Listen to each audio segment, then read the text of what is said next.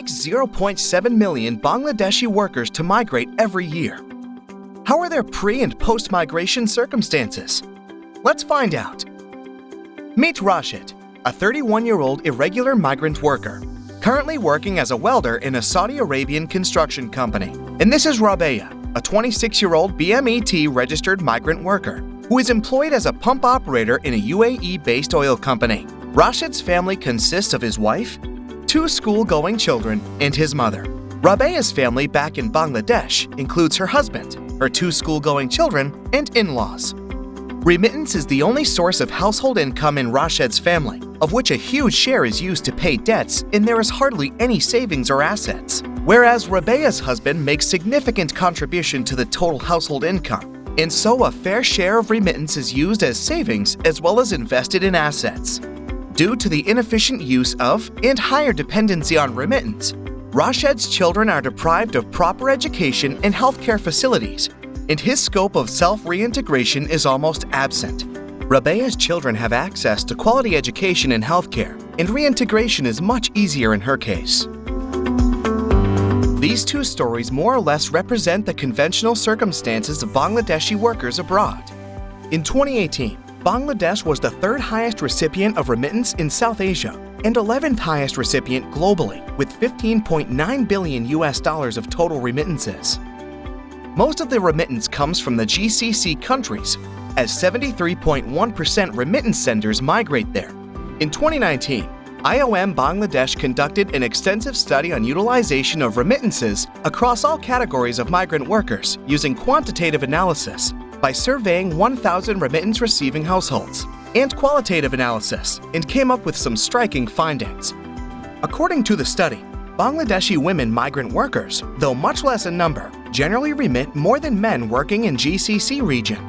The importance of remittance is spread from national to household level. The immediate impact of remittances is that they increase household income by at least 100% between 2009 and 2019, and lifts households to a more comfortable position on the society's income ladder. Average income dependence of remittance is 55%. Income dependence on remittance is substantial, but not overwhelming. 3 main groups of individuals capture 90% of all remittance recipients: female spouses of migrants, mothers of migrants, and fathers of migrants. About 90% of household heads are remittance recipients. 65% remittance-receiving households have female household heads, and at least 95% of female household heads are housewives or unemployed. Findings confirm that female remittance recipients are more financially vulnerable than male remittance recipients.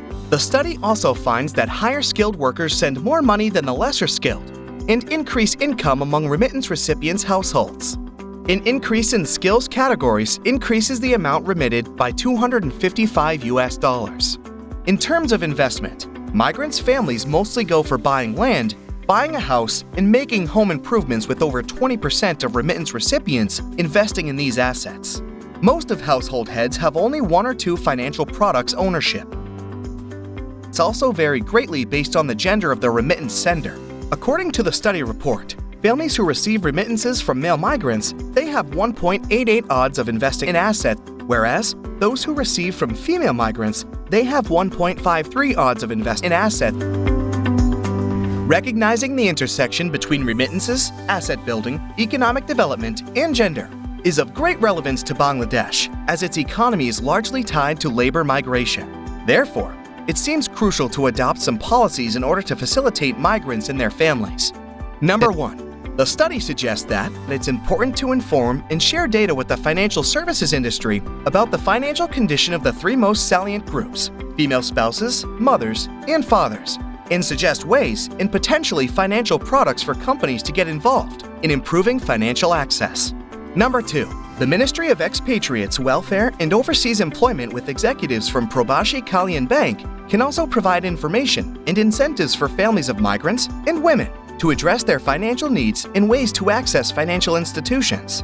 Number 3. Gender-responsive financial education to migrants and remittance recipients can be offered. For instance, Atika Overseas Workers and Communities Initiative has implemented several initiatives geared to empower female migrant workers in Hong Kong, increasing knowledge and awareness of financial options and decisions. Number 4. Skills are central to strengthen Bangladesh's economy.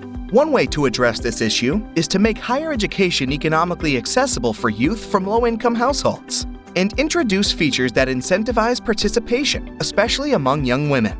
Workforce training for men and women would also help address the skills mismatch in the labor market associated with migration. These initiatives are a first-level approach to find symmetry between existing challenges, possible solutions, and proportional responses to the challenges.